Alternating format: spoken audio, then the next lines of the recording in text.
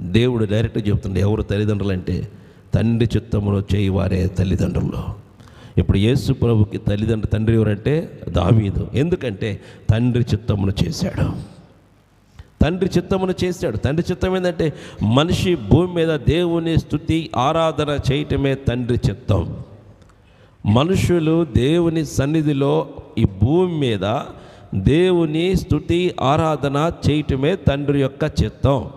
ఆ చిత్తమును దావీదు మహారాజు చేశాడు. అందుకే ఆయన హృదయానుసారుడైపోయినాడు. నీవు కూడా ఆ విధంగా తండ్రిని స్తుతించి ఆరాధన చేస్తే నీవు కూడా ఆయన హృదయానుసారుడు అవుతావు.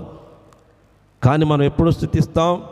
దేవుడు మేలు చేస్తే దేవుని స్తుతించుడి, ఎల్లప్పుడూ దేవుని స్తుతించుడి అని పాడతాం. కీడు జరిగితే పాడతామా? అప్పుడు